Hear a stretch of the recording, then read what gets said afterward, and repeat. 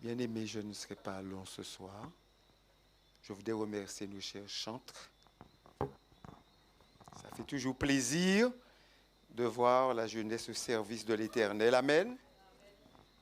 Et je prie pour ma jeunesse tous les jours. Je remercie Dieu de voir des jeunes qui restent dans l'Église, qui s'engagent pour le Seigneur. Et cela fait plaisir. Et ce n'est pas tout ce qui reste, mais ceux qui restent, nous devons prier pour eux et prier davantage pour ceux qui ne sont pas restés.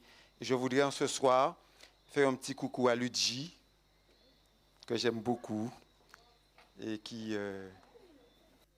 J'ai entendu moi aussi. Je vais voir les mains de tous ceux qui aiment Ludji. Ludji, tu as vu ça? Le Seigneur fait de grandes choses pour ses enfants. Je n'ai pas vu les mains des filles là. Vous n'aimez pas Ludji? Les filles, les jeunes. Ah, d'accord, je n'ai pas vu. Mais vous m'avez dit merci! C'est bien. Tu as vu ça, Ludji? Que le Seigneur te bénisse. S'aligner sur les priorités du royaume. Je ne vais pas dire malheureusement parce que nous n'avons pas demandé à naître. Nous sommes tous, chacun de nous, un projet de Dieu, n'est-ce pas, Loïc? Dieu nous a désirés, Dieu nous a aimés, Dieu a voulu que nous soyons son projet. Mais le malheureusement, c'est que nous avons une nature et nous arrivons dans un monde où nous avons des parents qui ont une nature. Et cette nature nous oriente vers des priorités. Et ces priorités, le plus souvent, ne sont pas forcément celles de Dieu.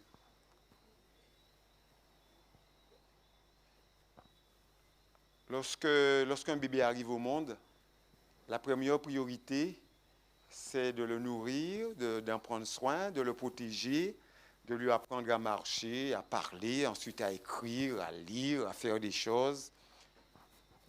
Et l'accent est beaucoup mis sur sa personne. Et en fin de compte, la priorité devient sa personne à lui, son développement, son bien-être. Et on fait tout autour de lui pour qu'il soit... D'ailleurs, des parents le disent, hein, ma priorité, c'est mon enfant. Et on a beaucoup de mal à faire que la priorité de l'enfant qui grandit aille vers Jésus-Christ. Et lorsqu'on commence à vouloir orienter cette priorité, eh bien, ça fait un bon moment que la priorité n'est plus le Christ. Parce que l'enfant tombe dans un bain, il tombe dans le monde, il tombe dans un mouvement, dans ce que l'apôtre Paul appelle l'orgueil de la vie. Et il va courir lui aussi pour sa personne, pour son bien-être, pour ses affaires, pour sa réussite. Mais bien heureusement, l'Esprit de Dieu ne nous laisse pas seuls. Et les jalons que nous posons, le travail que nous faisons fait qu'à un moment donné, eh bien, l'Esprit de Dieu nous saisit.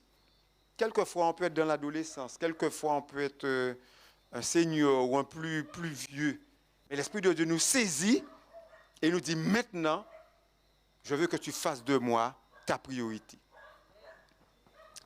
Et on a vu souvent des personnes donner leur vie à Jésus à 70 ans, 80 ans, ou même plus. Je connais des gens qui ont donné leur vie à Jésus à 98 ans.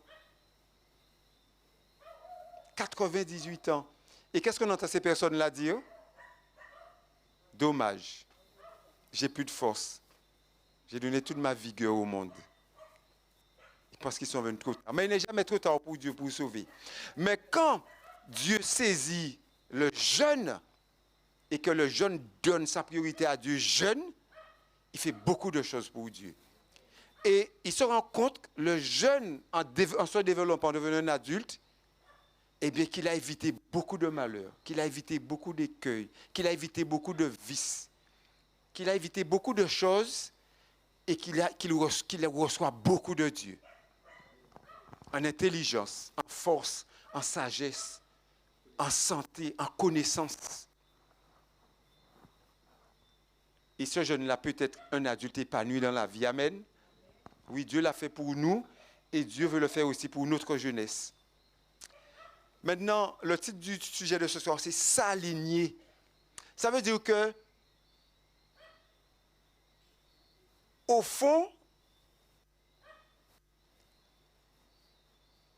on sait que la priorité, c'est Dieu. On sait que la priorité doit être Dieu. Mais on doit s'aligner. Vous savez, il y a des personnes qui sont experts en peinture, en tableau. Et si vous allez dans un musée, quelquefois vous vous demandez, mais je ne comprends pas.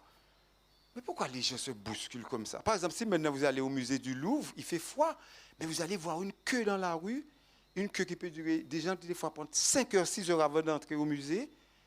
Et quand vous entrez, vous allez, mais quand vous allez devant le tableau, vous dites, mais c'est pour ça que les gens font. Vous voyez juste un petit peu de peinture, des coups de pinceau, de la gouache ou de l'aquarelle. Et vous vous dites, mais qu'est-ce qu'il y a dans ça? Je ne vois rien. Je vois bien des fleurs sur un lac ou une barque. Mais vous ne comprenez pas pourquoi les gens se... Et pourquoi un tableau comme ça peut valoir 8 millions d'euros, 12 millions d'euros. Mais quand quelqu'un qui connaît la peinture rentre avec vous et vous explique le tableau, vous voyez des choses dans le tableau que vous n'avez jamais vues. Peut-être ça fait 1 heure que vous le regardez, vous ne comprenez pas. Vous voyez juste une image, on a dessiné quelque chose. Mais quand vous apprenez à lire un tableau, eh bien, vous voyez quelque chose d'extraordinaire. Et vous dites, ah.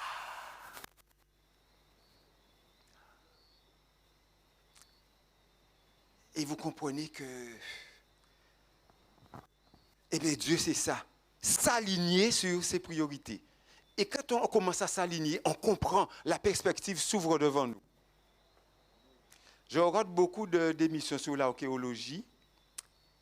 Et l'année dernière, j'étais à Turin, en Italie. J'ai saisi l'occasion d'aller au musée égyptien de Turin.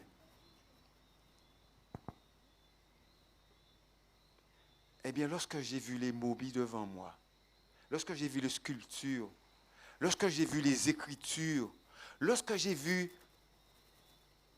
des colosses, des trucs en marbre qui fait plusieurs mètres taillés au millimètre près, les visages, le contour des lèvres, les yeux, je me dis, ce sont des choses qui ont peut-être 5000 ans, 5 ou 6000 ans, avec très peu de choses, quelques petits ciseaux, mais comment les gens ont fait pour faire ça?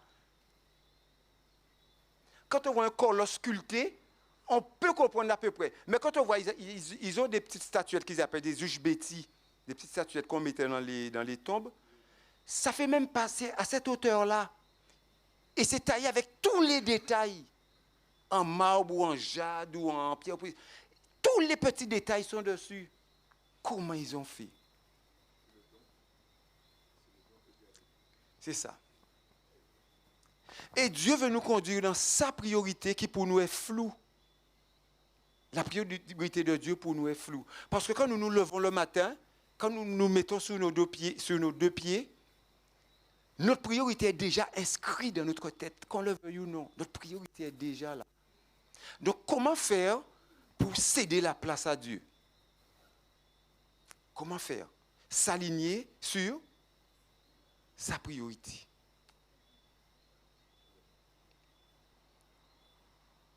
Lorsque vous prenez une route, vous êtes dans une ligne droite. Vous arrivez dans une intersection, pas forcément un 4 chemins. Vous savez automatiquement qu'il y a, pour la voiture qui vient à droite ou à gauche, il y a il y a un stop. Vous êtes sur une ligne droite. D'accord? Et il y a un stop. Qu'est-ce que vous allez faire? Vous allez vous arrêter? Non. Qui c'est qui doit s'arrêter? Celui qui vient à droite. S'il ne veut pas qu'il y ait un accident, il faut qu'il respecte le code de la route, il faut qu'il marque le stop. Il rentre dans votre priorité. Parce que c'est vous qui allez tout droit. Maintenant, s'il n'y a pas de stop et qu'il est à droite, qu'est-ce que vous faites? Vous entrez dans sa priorité. C'est la même chose avec Dieu.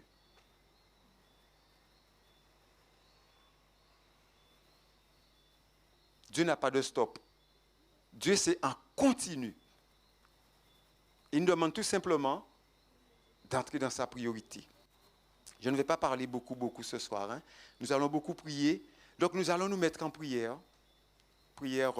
personnelle, pour demander à Dieu de nous aider à nous aligner sur sa priorité, du moins sur les priorités du royaume.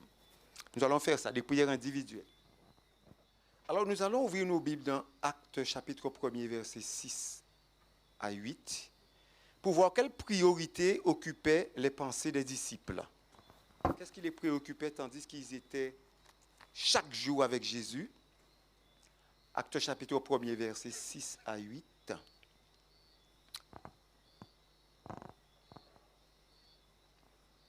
Comme ce n'est pas encore affiché, je vais lire.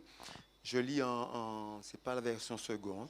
Ceux qui étaient réunis auprès de Jésus lui demandèrent alors, « Seigneur, est-ce en ce temps que tu rétabliras le royaume d'Israël ?»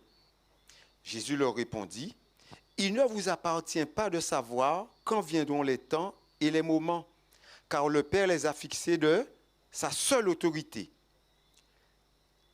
Quelle était leur priorité? Qu'est-ce qui les préoccupait?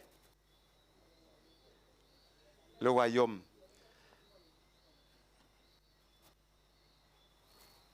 On va dire le royaume, mais on va aller plus loin. Ce n'était pas seulement le royaume, hein, mais c'était là la date du rétablissement du royaume. Quand est-ce que ça va se faire? C'est tout ce qui les intéressait. On sait que le royaume doit venir, mais quand? Il leur fallait une date. Il leur fallait une période. C'était ça leur préoccupation. Quand est-ce que le royaume doit venir? Et nous savons depuis Jésus jusqu'à nos jours combien de problèmes cette question-là a causé dans le monde. Combien de personnes ont fixé la date du retour? Combien de personnes ont donné des années ou des mois? Quand est-ce que cela va se faire? Et qu'est-ce que Jésus va leur répondre? Il ne vous appartient pas de savoir quand viendront les temps et les moments, car le Père les a fixés de sa seule autorité. Et voilà, Jésus va leur dire ce que lui, ce qui intéresse Jésus pour eux. Mais vous recevrez une force, une puissance, quand le Saint-Esprit descendra sur vous, vous serez alors mes témoins, vous parlerez de moi à Jérusalem, dans toute la région de Judée et de Samarie, et jusqu'au bout du monde. Voilà la priorité de Jésus pour eux. Qu'ils reçoivent le Saint-Esprit et qu'ils annoncent l'évangile éternel. Et Jésus, en appelant ses disciples, était venu avec cette priorité. Les amener à le connaître, à recevoir la puissance de l'Esprit et à témoigner de qui il est. Donc, au lieu de leur donner la date de l'établissement du royaume, quelle priorité Jésus va leur donner? Préparez-vous pour recevoir cet esprit et ensuite, allez prêcher. D'ailleurs, juste avant de partir, Jésus va donner un signe en disant, concernant son retour, la bonne nouvelle du royaume sera prêchée dans le monde entier. Alors viendra la fin. Donc voilà une priorité pour nous, nous préparer à recevoir la force et la puissance du Saint-Esprit et ensuite annoncer l'évangile, annoncer le royaume dans le monde entier. Mais maintenant, quelle priorité absorbe le plus la majeure partie de notre énergie? On ne va pas dire de notre temps, mais de notre énergie.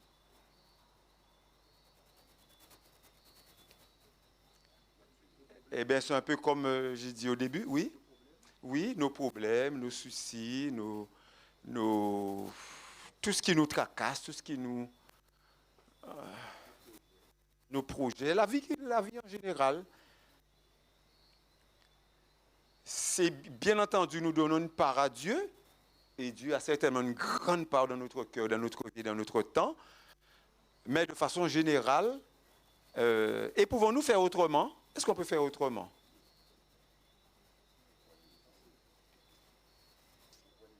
Oui, on peut faire autrement. C'est ça. Si je fais de Jésus ma priorité, Jésus me dira où prêcher, quand prêcher. Même si je continue à venir chaque premier sabbat. Mais si la priorité aujourd'hui c'est Jésus, Jésus va me conduire à un endroit où le Saint-Esprit m'amènera à faire ce que je dois faire pour la journée. Et je pense que nous avons tous ici déjà vécu cette expérience-là. En remettant tout entre les mains de Dieu, Seigneur, prends la journée, organise les choses comme tu veux. Moi, je pars pour faire ça, ça, ça, ça, mais fais comme tu veux. Et on voit que ce qu'on avait prévu, ce n'est pas ça, la journée ne se passe pas comme ça. Mais quand on fait le bilan à la fin de la journée, il y a quelque chose qui s'est passé dans la journée. On a annoncé l'évangile à quelqu'un, on a annoncé l'évangile quelque part, auquel on ne s'attendait pas. On n'avait même pas prévu de faire cela. Mais on l'a fait. Donc Jésus ne me dit pas, laisse ton travail, laisse tes activités. Jésus me dit, non, laisse-moi juste un petit moment, un petit bout de temps. Et Freddy parlait mercredi d'amitié. Mais comment on peut avoir un ami et jamais lui consacrer un peu de temps, jamais aller le visiter, lui passer un petit coup de fil, lui amener un petit gâteau. Quand vous faites des courses et que vous voyez quelque chose qui vous plaît, à quoi vous pensez? Tu penses à toi? Oui. Mais tu penses aussi aux personnes que tu aimes. Tu as un endroit, tu es en train d'acheter de belles fleurs. Tu dis, oh, mais Dina aime les fleurs, hein? Tu achètes une petite fleur pour Dina. Parce que c'est ton ami, c'est quelqu'un que tu aimes. Mais Jésus, c'est pareil. Jésus, il n'a qu'à attendre, il n'a qu'à racider les... C'est pas vrai, Marilyn. Depuis jour ouvert, jusqu'au soleil couché, Jésus qui attend pour un petit moment, nous qui dit, oh mais Jésus là, oh mais c'est... Et c'est vrai, on le fait le matin, ou on le fait le midi, mais bon Dieu, il a qu'à commander, il a qu'à attendre, il a qu'à voyager. Et il a frappé, hein, mais nous pas qu'à attendre. Il dit, je frappe. On pense souvent que Jésus frappe au moment de la conversion, mais Jésus frappe tous les jours. Tous les jours. Depuis Jésus voit porte la fermée, il a frappé. Oh, il n'y a pas vrai, il n'y a pas un riveau en case là. Depuis porte la fermée, Jésus a frappé. Alexis Marteau rentre en chambre là, 2h, 3h, il pas sorti. Vous pouvez frapper porte là. Ou quoi poser une question? Mais oui, mais quand il a fait des temps, il pas sorti. Je n'ai pas dit ça, Polo. Eh bien, Dieu c'est pareil avec nous. Et quelquefois, on se rend compte que Dieu est tellement simple. Nous, comme était bon Dieu, c'est vrai que Dieu est au-dessus de tout. Mais bon Dieu, il veut une relation tellement simple, tellement naturelle, tellement normale. C'est pour ça qu'il dit nous que venez contre Timon, contre petits enfants.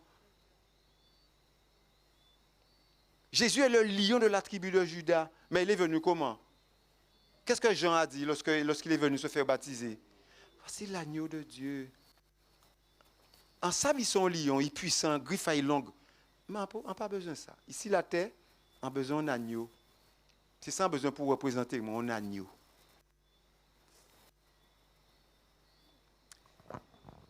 Et c'est ce que le Seigneur veut pour nous.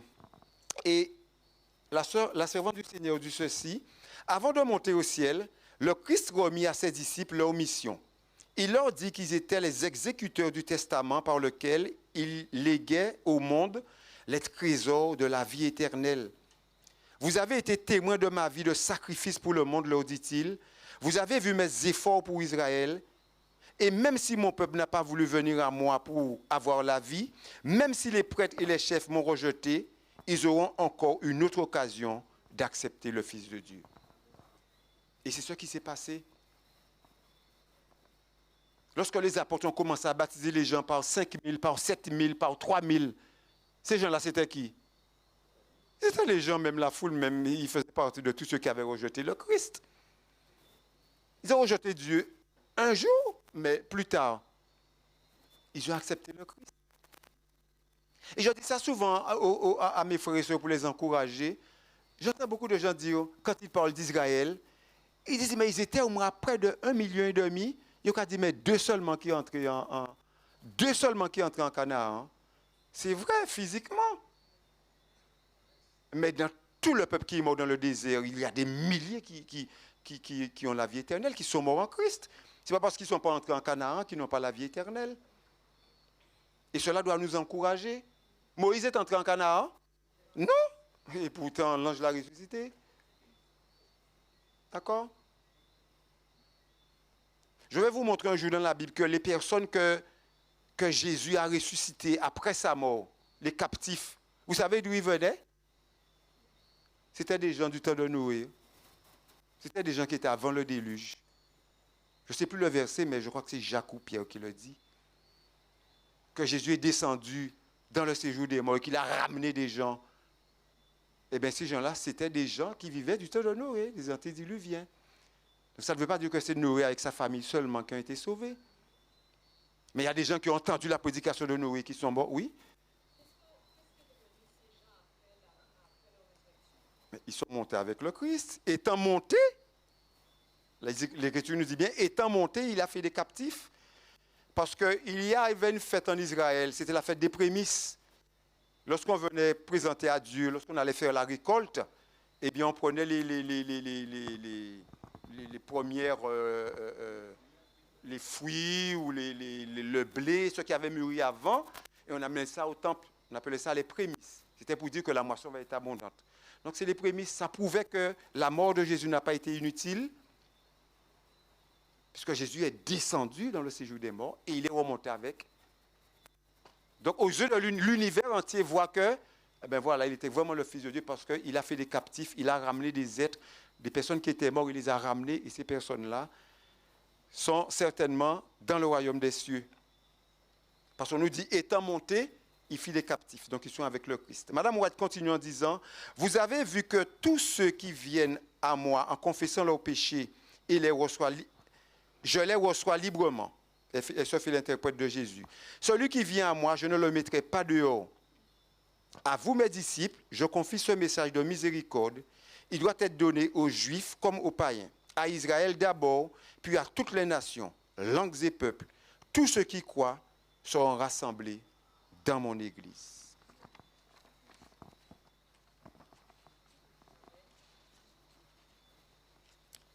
Nous allons chanter le cantique numéro 359. Et ensuite, nous prierons 2 à 2. Toujours pour ce même sujet. Pour que l'Église de Dieu puisse donner à Jésus la priorité.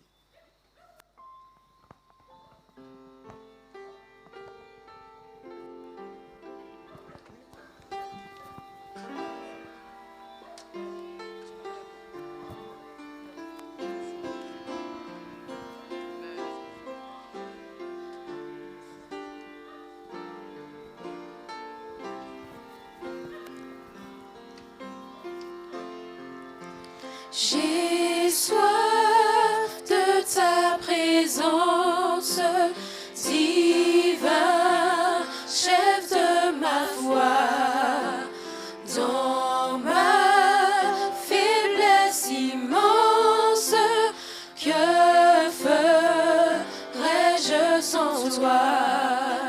Chaque jour, à chaque heure, oh, j'ai besoin de toi.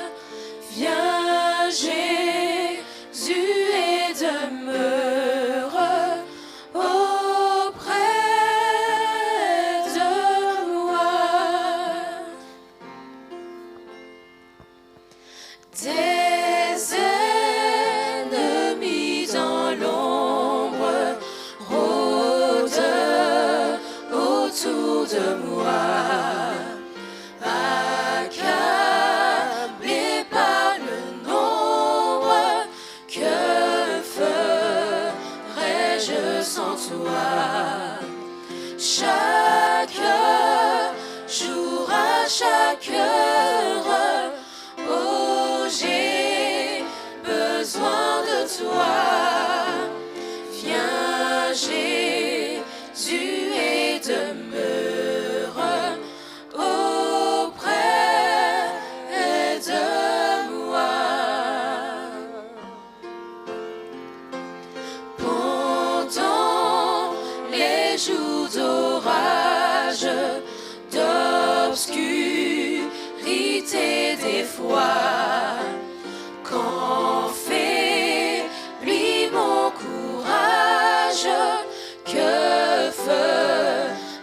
je sens toi. Chaque jour à vous. Chaque jour à chaque heure, oh, j'ai besoin de toi. Oui, viens Jésus. Jésus et demeure auprès de moi. Oh Jésus, ta présence, c'est la vie et la paix dans la souffrance et la vie à jamais. Chaque jour à chaque heure, oh, j'ai besoin de toi.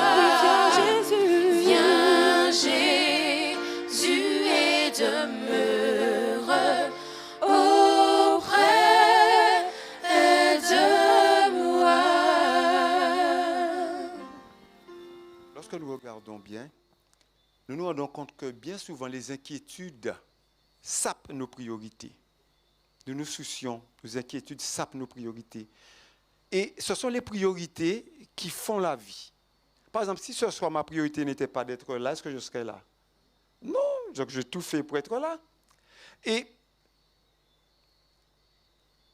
Dieu nous fixe une priorité qui est sa priorité dans laquelle il nous fait entrer.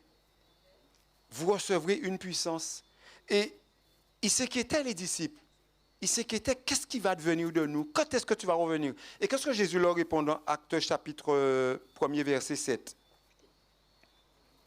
Jésus leur répondit, il ne vous appartient pas de savoir quand viendront les temps et les moments, car c'est le Père qui les a fixés. Ce sont les priorités qui font les choses. Nous sommes en train de voir s'accomplir devant nos yeux, n'est-ce pas les jeunes, une prophétie. Les États-Unis d'Amérique, que Jean voit dans l'Apocalypse comme étant un agneau. Cet agneau, il va se transformer en quoi? En dragon. J'ai dit tout à l'heure que Jésus, qui est un lion, ne s'est jamais manifesté comme lion.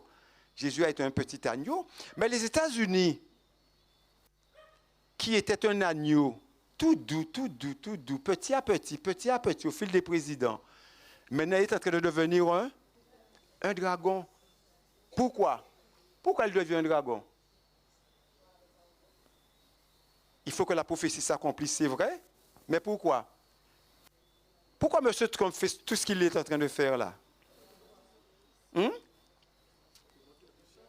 Ah non, vous ne me donnez pas la réponse que j'attends. Non. Non. Pourquoi il fait ça?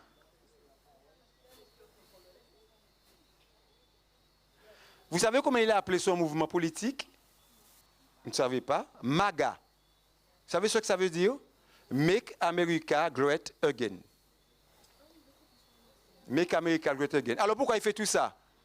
Parce qu'il a une priorité. Il a dit que les Américains sont prioritaires, ils doivent passer avant tout le monde. Make America Great Again. L'Amérique doit redevenir la puissance qu'elle était. Donc il a une priorité. Et j'écoute les médias, notamment dans l'Occident, et les spécialistes politiques, toutes les personnes qui parlent, ils reviennent sur une chose. Ils disent, on peut dire tout ce qu'on veut de M. Trump, qu'il est fou, qu'il est ceci, qu'il est cela, mais il y a une seule chose qu'on ne peut pas dire. Il fait ce qu'il dit. Tout ce qu'il dit qu'il va faire, il le fait. Pourquoi? Parce qu'il a une priorité. Il a une priorité. Il a dit, j'ai été élu pour ça, pour faire de l'Amérique la première puissance, que ce soit de façon pacifique ou de façon militaire. Il fera de l'Amérique redeviendra la première puissance du monde. Et pour ça, il ne va reculer devant rien. Là, on a dit tout ce qu'on voulait, mais il a dit dans un mois, je prends le Groenland. Il a proposé 100 milliards au Groenland pour l'acheter. Il a dit, si vous n'achetez pas, je vous donne 100 milliards pour le Groenland. Si vous ne l'achetez pas, eh bien, je le prends. Et il va le faire. Parce qu'il a une priorité. Make America Great Again. Et la priorité de Jésus, c'était ça. Préparez-vous à recevoir une puissance de cet esprit pour annoncer l'évangile ou ça dans le monde entier. Et nous savons que ce dragon-là, il ne va pas jouer avec nous parce que nous allons contrarier ses plans. Lorsqu'ils se mettraient ensemble avec la papauté pour dominer sur le monde. Vous savez, je ne sais plus comment il s'appelle. C'est le pape François, celui qui est mort il n'y a pas longtemps. François Ier. En 2023, il a été aux États-Unis et on l'a invité au Congrès. Et moi, j'ai vu son discours. Et vous savez ce qu'il a dit au milieu de son discours? Il a dit qu'il faut un homme pour mener le monde. Il faut qu'un homme se lève pour mener le monde. Et cet homme, ce sera lui, ce sera la papauté, l'homme du péché. Donc lorsque ces deux-là se mettront ensemble,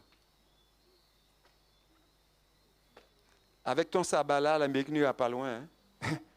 Mets ça de côté.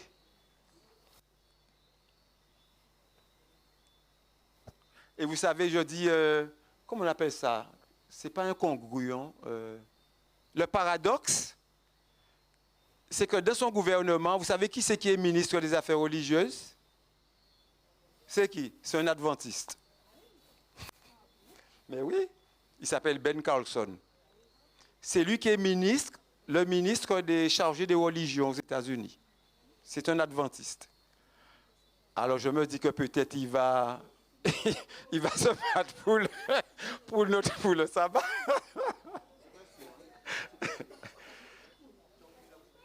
Oui, c'est ça, la prophétie doit s'accomplir. Donc c'est pour vous dire que quand on a un objectif, quand on a une priorité,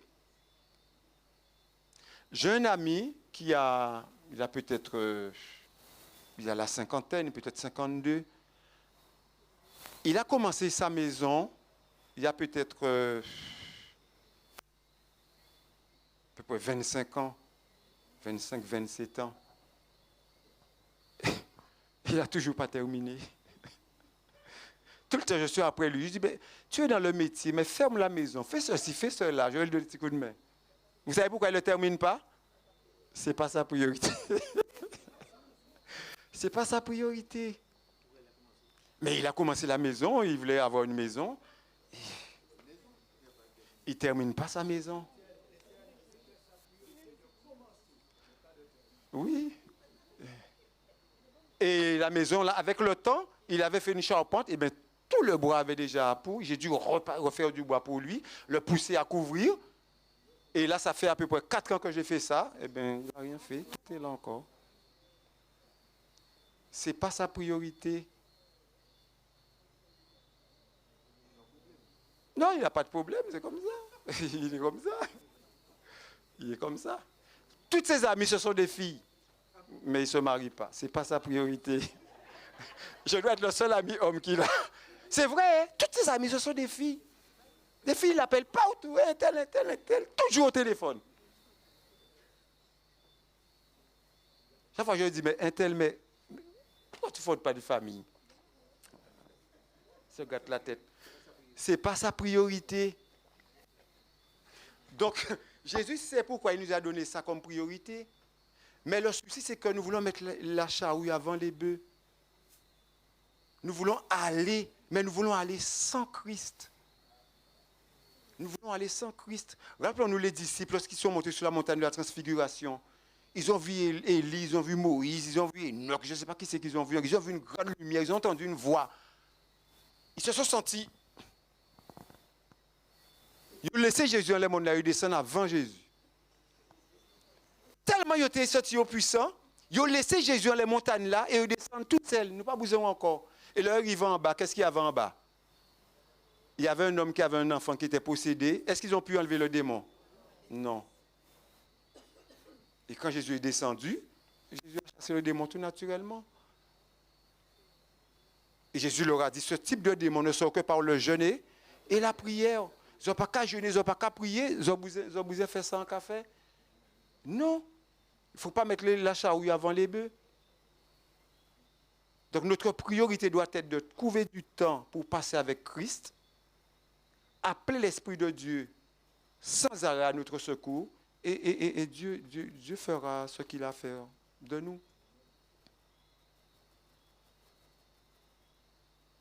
C'est Dieu qui fait ses affaires. Voilà. Alors que le Seigneur nous aide, mes chers bien-aimés, que le Seigneur nous fortifie et qu'il conduise chacun de nous à choisir cette priorité-là, c'est-à-dire Christ lui-même. Et avec la grâce de Dieu, nous irons loin. Nous allons terminer avec le chant numéro 130.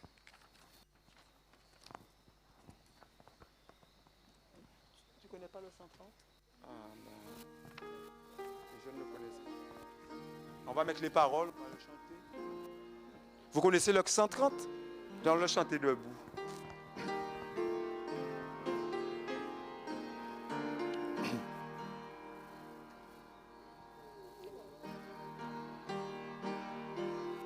Les paroles. Les paroles. On attend les paroles. Le 130. Ah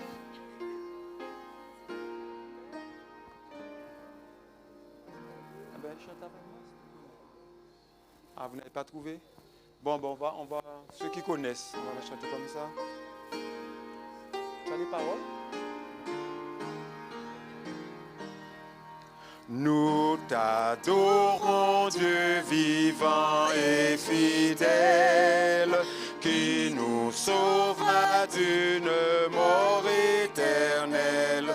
En nous scellant pour ta gloire à jamais, par la vertu de ton esprit de paix. En nous scellant pour ta gloire à jamais, par la vertu de ton esprit de paix. Tu vins briser notre dur esclavage, et ton esprit nous rend le témoignage. Quand Jésus-Christ nous sommes adoptés pour tes enfants et pour tes rachetés. Quand Jésus-Christ nous sommes adoptés pour tes enfants et pour tes rachetés. Nous voulons donc marcher à ta lumière, guide céleste esprit de notre Père. Oui, nous voulons dociles à ta voix, suivre joyeux le chemin de la croix. Oui, nous voulons dociles à ta voix, suivre joyeux le chemin de la croix. Assiste-nous dans toutes nos faiblesses, console-nous dans toutes nos tristesses, et vers le ciel tournant tous nos désirs, formant nos cœurs d'ineffables soupirs, et vers le ciel tournant tous nos désirs, formant nos cœurs d'ineffables soupirs. Prions.